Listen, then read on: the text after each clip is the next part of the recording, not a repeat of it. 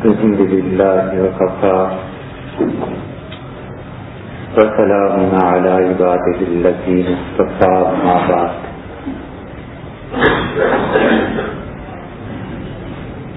اللہ تعالی نے سکون حاصل کرنے کا اور اطمینان کا ایک طریقہ وہ ہے جو اپنی کتاب میں ارشاد فرمایا.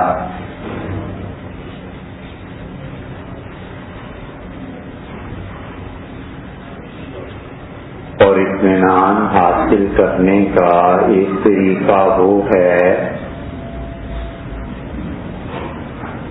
جو ان لوگوں نے لکھا یا ان انسانوں نے اپنایا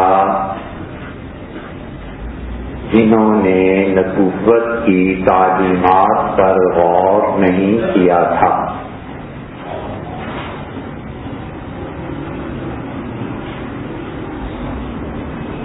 اور ہم میں سے ہر آدمی کو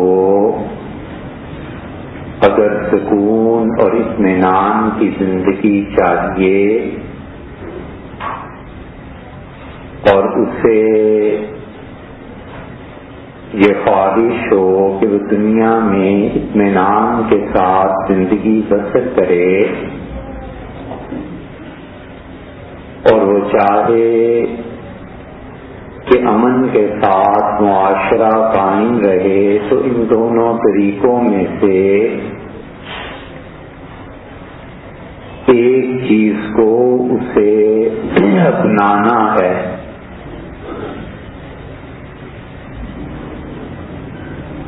اور جس چیز کو بھی وہ اپنائے گا اس چیز کا انجام اسے پہلے سے سوچ لینا چاہیے.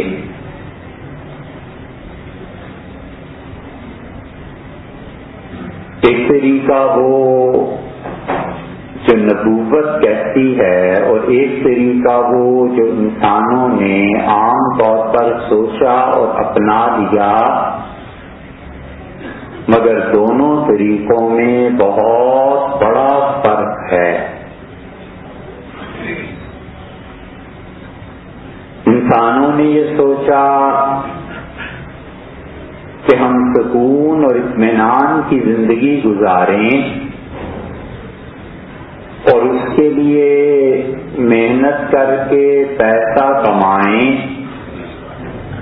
اور بہت اچھا گدا، نرم اور ملائم بستر اور بہت نرم تکیہ ہونا چاہیے.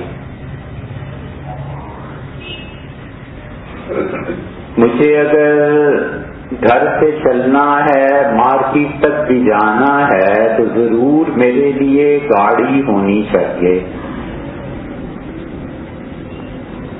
کھانا کھانا ہے تو اگر گھر میں کوئی چیز اچھی پکنے کی نہیں ہے تو میرا کھانا پر کانٹیننٹل اور اتنے بڑے بڑے ہوٹل سے آنا چاہیے پھر میں کھاؤں.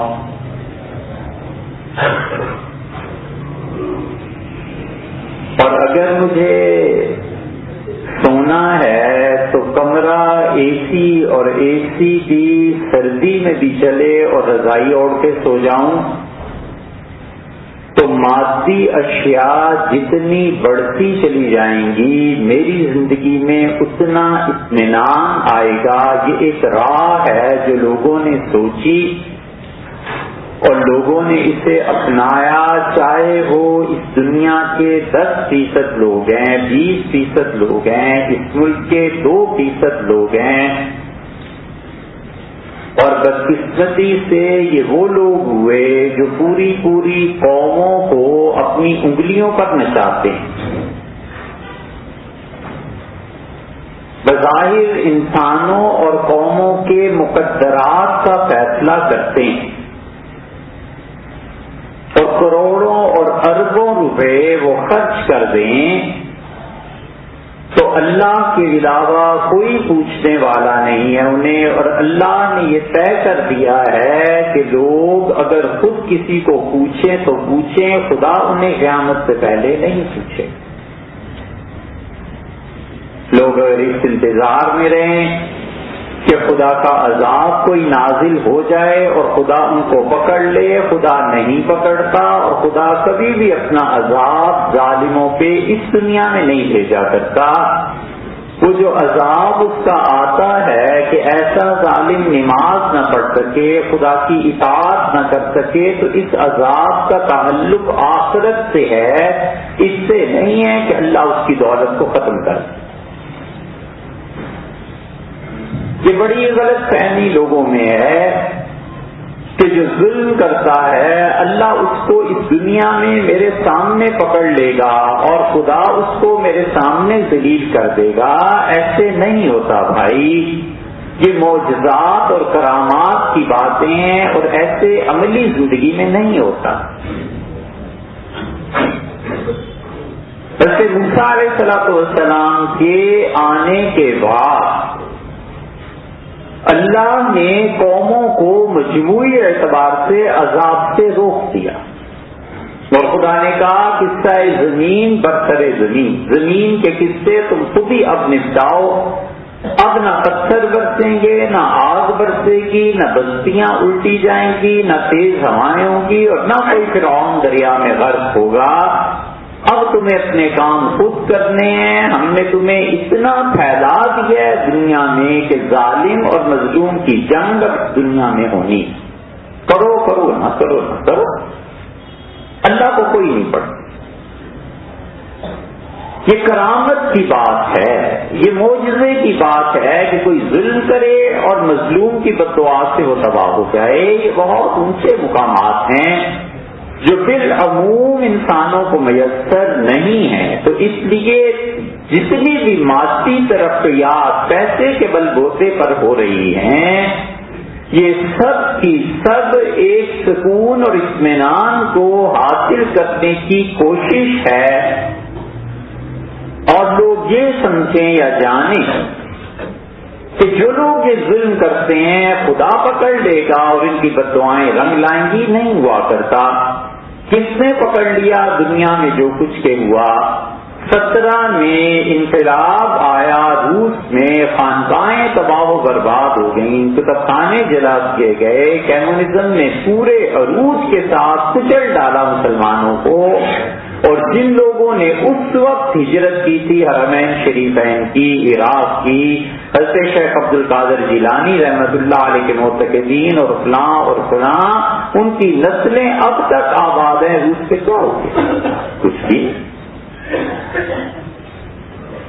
اگر وہ ٹوٹا ہے تو دنیا میں بہت سے امپائر بنتی ہیں ٹوٹتی ہیں، اب اس کو جوڑنا کہ یہ 1917 کے بعد اللہ نے 1990 میں مسلمانوں سے انتقام لیا، نسل در نسل گزر جاتی ہے۔ 1917 کے انقلاب نے مسلمانوں کو جو نقصان پہنچایا روس میں، اور کتب خانے اور نقشبندیہ سلسلے کے مشائخ اور ان کی خانقاہوں کی تباہی اور بربادی، اب رہتی دنیا تک اس کا بدل نہیں دیا جا سکتا۔ باتیں دل خوش کرنے کو کافی، اس لیے دنیا میں سکون اور راحت کے متمنی مادیت میں اضافے کی طرف چلتے ہیں، اور وہ سمجھتے ہیں کہ مادیت سے اضافے میں مجھے اطمینان حاصل ہوگا۔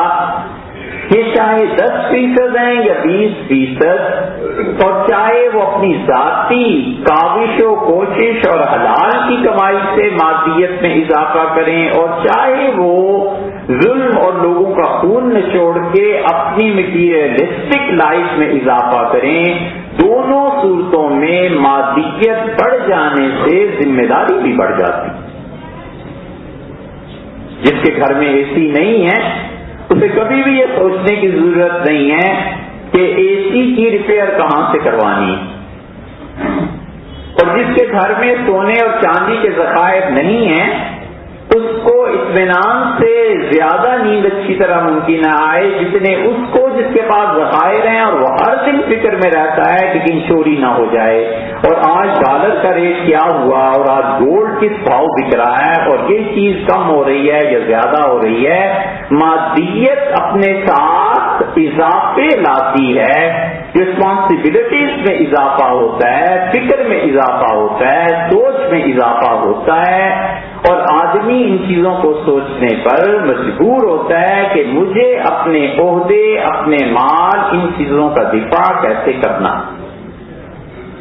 وہ اپنی عزت اور اطمینان اس میں سمجھتا ہے کہ میرا عہدہ بڑا میرے پاس رہے، لامو حالہ وہ اپنے عہدے کے لیے سیاست کرے گا، سچ بولے گا، جھوٹ بولے گا، دغا دے گا، ایمانداری سے کام کرے گا، کچھ بھی کرے گا، لیکن اسے اپنے عہدے کی حفاظت مستقل ایک کام ہے. اور اس کے مقابلے میں وہ کہتے ہیں کہ سکندر چلا، اور یونان کا فلسفہ چونکہ ہم تک پہنچا ہے اس لیے ہم سمجھتے ہیں یونان نے فلسفے میں بڑی ترقی کی. اس سے پہلے چین، مصر، خود ہندوستان متحدہ، اس میں بڑے بڑے لوگ گزرے اور اللہ کے بڑے اچھے لوگ گزرے. تاریخ میں ان کے نام محفوظ کیے، ان کے کام ہم تک نہیں پہنچے. وگرنہ یونان سے پہلے بھی دنیا سوچتی تھی، اور یونان سے پہلے بھی دنیا اپنے سے باہر کو جھانکتی تھی کہ کیا ہے. انسان نے ترقی کیا کی؟ خاص قابل ملامت اپنے سے باہر نکل کے کیا دیکھا؟ خدا کو جھانکا، اور خدا کو جھانکا تو خدا بھی بنایا اپنے ہی جیسا، بت تراش کیا. یہ کیا ترقی ہوئی الہیات کے باب میں کہ خدا بنایا اور وہ بھی اپنے ہی جیسا. یونان جب گزرا تو مصر مرکز بنا، بدھسٹ مصر میں گئے، یونان کے فلسفی مصر میں گئے، ہندوستان کے جوتشی اور براہمن مصر میں گئے، یہودی مصر میں گئے. سکندریہ کی کیا کہنے، سکندریہ نے اتنی ترقی کی علوم میں کہ اب کوئی شہر ایسا نظر نہیں آتا کہ آدمی اس کی مثال دے کہ مصری اتنے اپنے علوم میں بڑھ گئے. تو سکندر کہتا تھا کہ جب میں چلا دنیا فتح کرنے تو میں ایک اپنے استاد سے ملنے گیا، تو میں نے انہیں بتایا کہ میں یہ تو وہ درویش آدمی دھوپ پہ بیٹھا ہوا تھا، سردی کا موسم تھا، تو میں کھڑا ہوا بیٹھ نہیں سکتا تھا. ان کے علم اور ان کے جو دانش تھی اس کے احترام کی وجہ سے. تو میں نے انہیں بتایا میں دنیا فتح کرنے جا رہا ہوں. تو چپ رہے، سنتے رہے. پھر میں نے آ کر ان سے کہا کہ کوئی کام تو بتا دیں. تو انہوں نے کہا کھڑے ہونے کی تمیز سیکھو. اچھا خاصا دھوپ میں بیٹھا ہوا تھا، سامنے کھڑے ہو گئے ہو، اس وقت سے سائے میں ٹکر رہا ہوں، پرے ہٹ کے کھڑے ہو تاکہ میں دھوپ سیکھ سکوں. تو سکندر کہہ رہا تھا کہ میری شرمندگی کو اتنا ہی کافی تھا. انہوں نے مجھے سمجھا دیا کہ کھڑے ہونے کی تو تمیز نہیں ہے اور چلے ہو تم دنیا پتا کرتے ہیں. اس کو کیا فکر؟ سکندر کہہ رہا میں پوچھ کے تھک گیا. اس نے کہا میاں ہمیں کسی چیز سے کچھ لینا نہ دینا، یہ جو میرے اندر کی دنیا آباد ہے نا تب کے کافی. یہ آواز آپ کو عالم اسلام میں یہ یونان کی گونج سنائی دیتی ہے کہ یہ گونج تو نہ کہیے، یہ کہیے کہ ہوتا ہی ہے کہ اپنے من میں ڈوب کے باجا سراغے زندگی. اقبال نے کہا نا اپنے من میں ڈوب کے باجا سراغے زندگی، تو اگر میرا نہیں بنتا نہ بن، اپنا تو بن. جس شخص میں کمال ہوتا ہے وہ بے نیاز ہوتا ہے. جو بچہ کمپیوٹر میں کمال حاصل کر لیتا ہے اسے کوئی ضرورت نہیں ہوتی کہ وہ کسی پلازا میں جا کے کمپیوٹر کی دکانوں کو چیک کرتا ہے، اس لیے کہ خود اس کا کمال بے نیازی پیدا کرتا ہے. بڑے سے بڑے ڈاکٹر کو آپ دیکھیے جسے خدا نے سمجھ دی ہے اپنے فن کی، وہ کبھی بھی چھوٹے چھوٹے کاموں میں نہیں پڑتا، اس لیے کہ بے نیازی پیدا ہو جاتی ہے کہ مجھے کیا پرواہ. یہ وہ بات ہے ایک بات سے بھی پہلے شیخ نے کہی، ابن تیمیہ رحمۃ اللہ علیہ نے تاتاریوں کی جنگ میں انہیں بلایا گیا دربار میں، اور ملک الظاہر اس کا خیال تھا کہ ابن تیمیہ کی جو بہت شہرت ہو رہی ہے اور شیخ جو لوگوں میں مقبول ہو رہے ہیں کہ میری حکومت پہ تو بغاوت کا نہیں سوچ رہے. تو اس نے کہا شیخ آپ کا کیا ارادہ ہے؟ تو شیخ نے تقریر کی اور اس کا ایک ایک جملہ ان کے ایمان، یقین، تعلق مع اللہ، دنیا سے استغنا اور بے نفسی میں سونے کے پانی سے لکھنے کے قابل ہے. انہوں نے کہا کہ تم سمجھتے ہو میں تمہاری حکومت کے لیے کچھ مخالفت کروں گا یا حکومت میں؟ ان بستانی فی صدری، یاد رکھو میرا باغ، میرا چمن، میرا باغیچہ تو میری جنت جو ہے وہ میرے سینے میں ہے. میں جہاں چاہتا ہوں بچھاتا ہوں اپنی جنت کو اور بیٹھ جاتا ہوں. مجھے تمہارے ملک کی کیا پرواہ. واللہ ملک، اللہ کی قسم تمہاری سلطنت، ملک تاتار، اور تاتاریوں نے دنیا میں جتنی فتح کی ہیں زمینیں، لا یساوی فی التن، میری نگاہ میں ایک رتی کے برابر اس کی قیمت نہیں ہے. مجھ سے بات کرتے ہو جسے اللہ نے سب کچھ دے رکھا ہے اور نوازا. گورنر جنرل ہندوستان کے گئے اور محمد الرحمان گنج مراد آبادی رحمۃ اللہ علیہ کے بزرگ تھے، اور کسی نے کہا حضرت گورنر جنرل یہاں آ رہے ہیں دورے پہ، انگریز ہیں اور ان کی اہلیہ وہ آئیں گی 2 دن بعد 3 دن بعد. تو اس نے فرمایا ہم سے کیا لینا دینا؟ تو کہا حضرت وہ جاتے ہیں خانقاہوں. فرمایا اچھا. گورنر جنرل اس سے رپورٹ میں لکھا کہ ایسا عجیب درویش تھا کہ میں گیا اور میں نے کہا پورا ہندوستان ہمارے قبضے میں ہے، کوئی جگہ کوئی چیز بتائیں حضرت جو چاہیے ہو. تو جب میں گیا تو میرا استقبال کوئی اٹھا ہی نہیں، سب درویش بیٹھے رہے. اور حضرت نے دیکھا تو فرمایا اچھا گورنر جنرل آئے ہیں، ارے دیکھو یہاں کچھ مٹھائی پڑی ہے. ایک مرید لائے تھے تو مٹھائی دی اور کہا گورنر صاحب یہ کھائے. ان کی اہلیہ کھڑی تھی، فرمایا تم بھی بیٹھو بھی یہ کھا لو. اس نے کہا میں نے پوچھا حضرت سے کہ کوئی چیز چاہیے ہو، پورا ہندوستان ہمارے پاؤں میں. تو انہوں نے کہا ہماری چھوٹی سی زمین ہے یہاں اور ہم ساگ لگا دیتے ہیں لوگ، اور ہماری بیوی ساگ لے آتی ہیں، کچھ گندم ہو جاتی ہے، ساگ اور روٹی لگا کے کھا لیتے ہیں. ہمیں اور کوئی چیز نہیں چاہیے. بسنے کے لیے قبرستان بھی ہے، قبر کی بھی جگہ ہے، کچھ نہیں چاہیے. یہ ہے سکون. یہ نبوت سکھاتی ہے. نبوت کہتی ہے کہ مادیت کے اضافے سے تمہاری زندگی میں سکون نہیں آتا. آپ کی زندگی میں سکون اور اطمینان آتا ہے جب اخلاقی اقدار بڑھتی، قناعت بڑھتی ہے، اللہ پر بھروسہ بڑھتا ہے. جب آدمی کو پریشانی اور تکلیف لاحق ہوتی ہے تو وہ کچھ بھی کرنے کی بجائے گھڑی کو الارم لگا دیتا ہے اور رات کے آخری پہر میں بیٹھ جاتا ہے اور کہتا ہے رونے کی جگہ بھی یہی ہے، مانگنے کی جگہ بھی یہی ہے، کسی کے در پہ نہیں جانا. آپ سنتے ہیں یہ میرا مسئلہ نہ کریں یہ کام.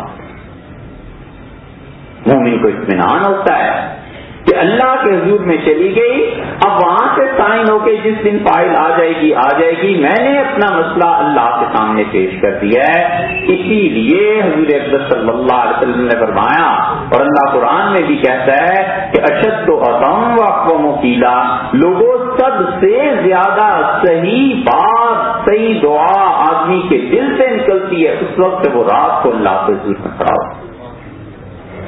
تو مادیت ایک حد ہے، بالکل ٹھیک ہے، گھر اپنا ہونا چاہیے، سواری ہونی چاہیے، اولاد، بچے، ایک حد ہے. اس حد سے بڑھ کر جب آدمی سوچتا ہے کہ مجھے اطمینان اور سکون اس سے ملے گا تو نہیں ملتا. انبیاء علیہ السلام بتاتے ہیں، اسی لیے وہ کیا کہتے ہیں کہ اللہ سے کیا مانگو؟ اللہ تعالیٰ سے دنیا مانگو، سب چیز مانگو. لیکن رسول اللہ صلی اللہ علیہ وسلم نے انتہا کی بات جو بتائی ہے نا، وہ بڑی عجیب بات ارشاد فرمائی. آپ نے کہا تم میں سے جس شخص کے لیے دعا کا دروازہ خدا نے کھول دیا اور اپنی زندگی میں دعائیں مانگتا رہا، وہ یقین سے جانے کہ اللہ نے اپنی رحمت کا دروازہ اس کے لیے کھول دیا. اور اگلا جملہ یہ لکھ لینا چاہیے کہیں جا کے تاکہ بندہ بار بار اسے پڑھے. اور آپ نے فرمایا لوگوں تمہیں پتہ ہے اللہ کو سب سے زیادہ اچھی چیز کیا لگتی ہے کہ بندے ہاتھ پھیلائیں، مانگیں خدا سے، رو دیں خدا کے سامنے سب سے اچھی چیز اللہ کو کیا لگتی ہے؟ اور پھر فرمایا اللہ کو سب سے زیادہ پسند یہ ہے کہ بندے اس سے عافیت مانگے، خیر مانگے۔ آپ سوچیں جب بندہ کہتا ہے کہ اللہ میری اولاد کو خیر کے ساتھ رکھ، مجھے خیر کے ساتھ رکھ، میرے گھر کو خیر کے ساتھ رکھ، اللہ میں عافیت دے دے، مال میں عافیت مل جائے، اولاد میں عافیت مل جائے، ملک میں عافیت مل جائے، جسم میں صحت مل جائے، یہ ساری چیزیں حاصل ہو جائیں تو پھر اس سے بڑی چیز کیا ہے جو آدمی نے مانگنی؟ ترمذی کی روایت میں آتا ہے حضور صلی اللہ علیہ وسلم دو چیزوں سے اچھی چیز کوئی شخص خدا سے نہیں مانگ سکا، العافیت والیقین۔ ایک تو یہ کہ وہ اللہ سے یہ دعا مانگے کہ اللہ خیر سے رکھ، اور دوسرے خدا کی ذات پر یقین۔ اس سے بہتر چیز آپ نے فرمایا نہ کسی نے مانگی اور نہ اللہ نے۔ مادیت کا اضافہ، چیزوں کا اضافہ انسان کو پھر اس طرف لے جاتا ہے کہ حرام اور اس طرح کی چیزیں نہیں۔ اللہ تعالیٰ جب دے دے اور آدمی کی ضروریات زندگی پوری ہو جائیں، بس پھر اس کے بعد سوچ لینا چاہیے کہ اگر اب کمانا ہے اور زائد پیسہ حاصل کرنا ہے تو یہ میرا نہیں ہے، یہ لوگوں کا حق ہے، مجھے لوگوں کو دے۔ عبداللہ بن عمر رضی اللہ عنہ کہتے تھے کہ حضور صلی اللہ علیہ وسلم کے صحابہ کرام رضی اللہ عنہ ضروریات زندگی سے زیادہ جو پیسہ ہوتا تھا 1 روپے پہ اپنا حق نہیں سمجھتے تھے، فرماتے تھے یہ لوگوں کے لیے ہے یا ہمارا نہیں۔ ضروریات اللہ نے زندگی کی پوری کر دی، اولاد کے لیے کچھ سرمایہ جمع ہو گیا، ان کی تعلیم کے لیے، شادی کے لیے، اتنا بس کافی ہے۔ اس کے بعد اللہ کی یاد۔ ابو الحسن علی ندوی رحمۃ اللہ علیہ لکھنؤ میں ایک دن حاضر ہوئے، فرمانے لگے کہ مکہ مکرمہ اب جاتے ہیں اور پہلے بھی جاتے تھے، بڑا فرق ہے۔ فرمایا اب مکہ مکرمہ میں حرمین شریفین میں رات دن دکانیں کھلی رہتی ہیں، لوگ خریدتے ہیں بیچتے ہیں، اچھی بات ہوگی، لیکن ہم نے وہ دور دیکھا جب مکہ میں اور مدینہ منورہ میں صبح دکانیں کھلتی تھیں فجر کے بعد، اور جس آدمی کو نفع ہو جاتا تھا اتنا، جس وقت بھی 2 بجے 3 بجے ظہر سے پہلے دوپہر میں بعد میں اتنا ہو جاتا تھا کہ آج کا کھانا پینا پورا ہو جائے اور قرض میرے ذمہ کچھ نہ رہے، دکان بند کر کے وہ چل پڑتے تھے مسجد کی۔ تو میں نے کہی ایک مشائخ سے پوچھا کہ حضرت ابھی تو بہت دن باقی ہے، فرماتے تھے بس اللہ نے آج کا کھانا دے دیا اور قرض ہے نہیں، باقی اللہ کی عبادت کریں گے حرم شریف میں جا کر۔ اس لیے جو لوگ مادیت کے اعتبار سے ضروریات زندگی پہ اکتفا کر لیتے ہیں اور اس کے بعد وہ اپنی اخلاقیات کے عروج کی طرف توجہ دیتے ہیں، خدا پہ بھروسہ، قناعت، یہ چیزیں یہ ہیں جو در حقیقت قوموں کی قیادت کے قابل ہوتے ہیں، یہ ہیں جو گھر کی قیادت کے قابل ہوتے ہیں، یہ ہیں جو اپنے بچوں کو، اولاد کو اخلاقیات کی تعلیم دیتے ہیں۔ معلوم نہیں یہ مثال دینی چاہیے یا نہیں، لیکن 97 میں انڈیا گئے تو یا اس سے پہلے، تو اس وقت جو اب وزیر اعظم ہیں اس وقت وزیر خزانہ تھے، تو اخبار میں پڑھتے تھے تو تصویر دیکھی کہ ان کی گھر کی ایک کرسی جس پہ وہ بیٹھے ہوئے تھے تو چوتھا پایا جو تھا وہ اینٹیں لگی ہوئی۔ اخباری نمائندے نے ان سے پوچھا، یہ اخبار نہیں چھپا تھا، کہ آپ کے گھر میں کوئی اچھی کرسی نہیں ہے؟ تو انہوں نے اس سے جواب دیا کہ سب سے اچھی کرسی یہی ہے جس پہ آپ بیٹھتے ہیں۔ تو اس سے کہا کہ اس کا ایک پایا نہیں ہے، تو انہوں نے کہا کہ میں وزیر خزانہ ہوں لیکن ظاہر ہے میری ایک تنخواہ ہے، میں گھر لاتا ہوں، تو میں نے بیوی سے کہا تھا، اس نے کہا اس سے زیادہ پیسے لاؤ تو اب نئی کرسی منگائے نا، ان پیسوں میں تو مشکل سے اخراجات پورے ہوتے۔ یہ جس کی بھی مثال ہو، اس سے بحث نہیں کہ اس کا مطلب کیا ہے، یہ لوگ ہیں جو قوموں کی قیادت کے اہل ہوتے ہیں، انہیں پتہ ہے ضروریات زندگی پوری ہو گئی، اب اس سے زیادہ جو مال ہے یہ اللہ کی مخلوق کا حق ہے، مجھے اطمینان حاصل کرنا ہے اللہ کی یاد سے، قناعت سے، اپنے آپ کو سمیٹ کے، اللہ جو فضل فرما دے اس کے لیے میں فقیر، لیکن جو قناعت اور جو اطمینان اس زندگی میں ہے جو نبوت کی راہ نے دکھائی ہے، حقیقت میں وہ ہے اطمینان اور سکون جو دلوں کو ملتا ہے۔ اللہ تعالیٰ ہمیں اور آپ کو عمل کی توفیق دے۔